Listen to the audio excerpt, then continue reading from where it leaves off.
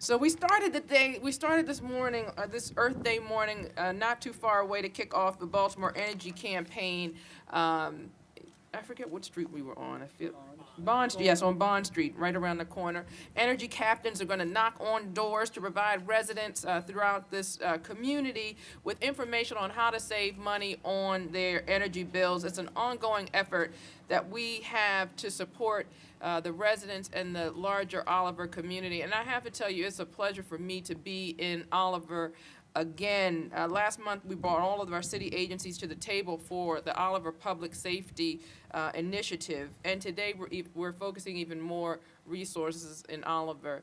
You know, I can tell you that when we brought the Public Safety Initiative to Oliver, I know that we didn't convince everybody that this was not a one-hit wonder, you know, that this was a kickoff of a larger initiative. But I really meant it. I know I said it at the time, and I'm repeating it. This is a strong community. It's a community that I know whose best days are ahead of it, because it doesn't just have the history that we're leaning on. We have the promise. When we see new residents coming back, people whose parents or grandparents used to live in this community, who are now taking a fresh look at Oliver because they see what's going on. They see residents like Earl who are willing to do anything and everything to bring this community back, and so many others who know what Oliver can be. And they should also see a partnership with an administration who understands that communities need and deserve resources too. And I work with Bill and all of you and pastors. I'm proud that you're here to make sure that you know that my administration is committed to strengthening Baltimore's neighborhood, and this is just part of it. What we're doing here in Oliver is just part of a larger plan to grow Baltimore again. So I'm very proud to be here with Councilman Stokes, who was with me, who's been with me as we're talking about our Clean Communities campaign. We kicked off our spring clean. Did anybody participate in the spring clean on Saturday? Anybody?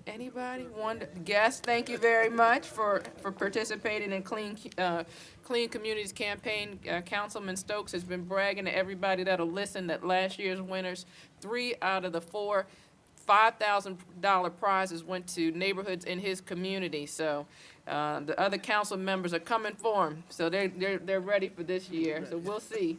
Hopefully we're looking at some more Clean Community winners in your district, Councilman. But you know, he's been a true partner for me, and I appreciate him being here. And I want to thank our partners at Build and Zion Baptist Church for helping this day come to fruition.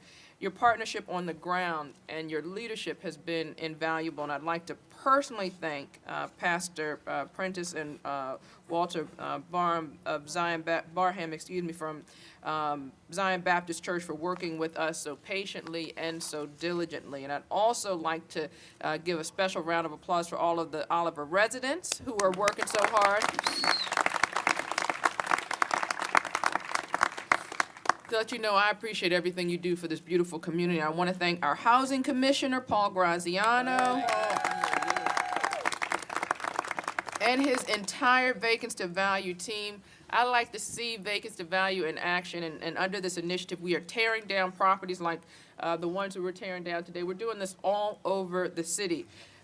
When you tear down a blighted vacant property, it benefits everybody in the community. There'll no longer be a haven for criminal activity. You'll be able to feel more comfortable walking down the street. Church members can feel more safe using the parking lot and walk into church.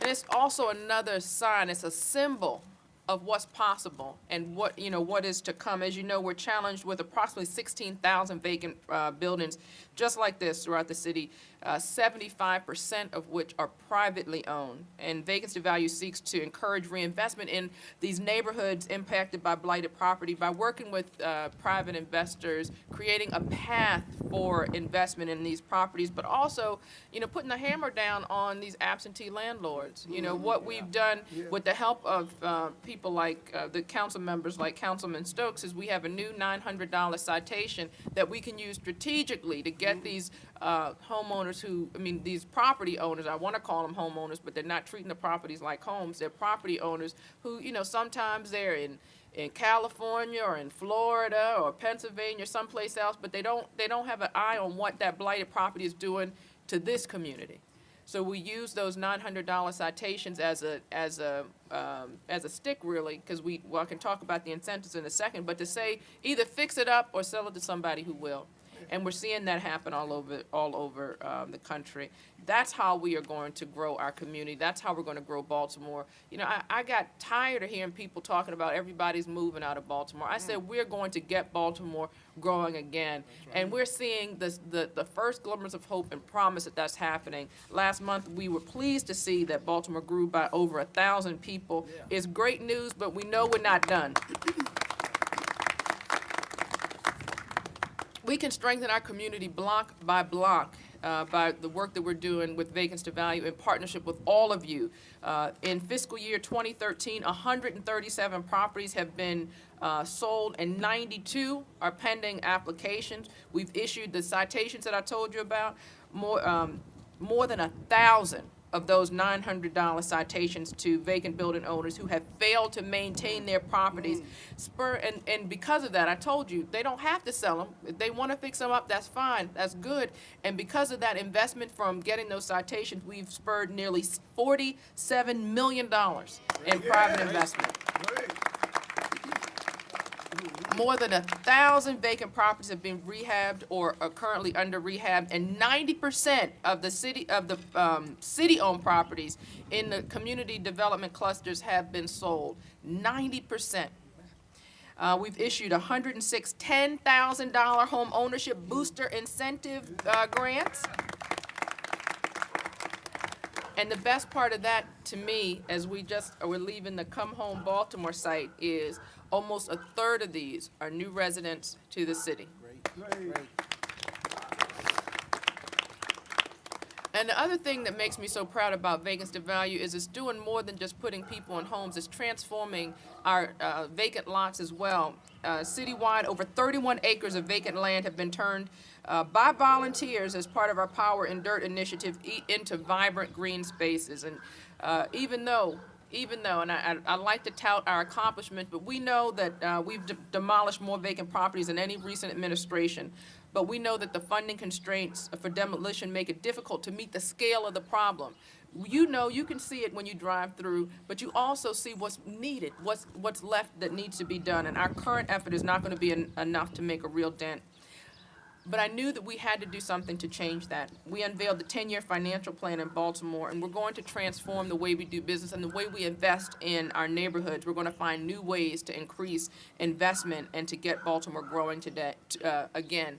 So with respect to demolitions and what we're doing with neighborhood investment, we're going to front load $9 million in new demolition funding from the Maryland Attorney General's mortgage settlement.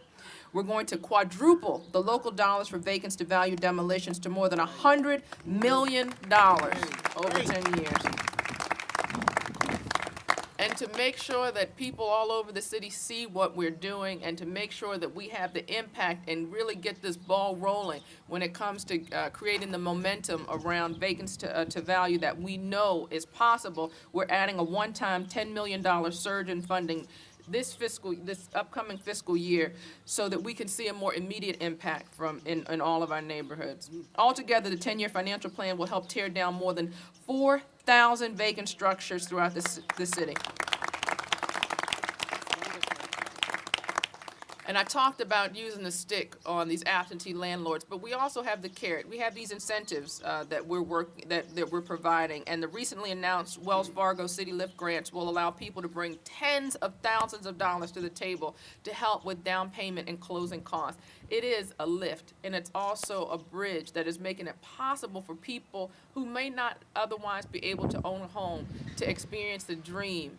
And to understand and fulfill their promise with home ownership. So, you know, Baltimore is home to so many great institutions. We have medical institutions, institutions of higher learning. We have faith institutions. We have all of the things that are needed to have a strong community. And with partnership with your city government, we're going to make sure that the Oliver community has its best days ahead of us, and so does Baltimore. So thank you very much for working with me and supporting me. You know, I know some of these decisions that we have to make, I have to make, are hard in order to get Baltimore growing again, but only through being frank, talking about the real problems that we're having, and making tough decisions are we going to be able to grow our city together. So thank you for your advocacy, thank you for your commitment, your hard work, and for standing with me as we ensure that Baltimore continues to be a great place to grow. Thank you very much.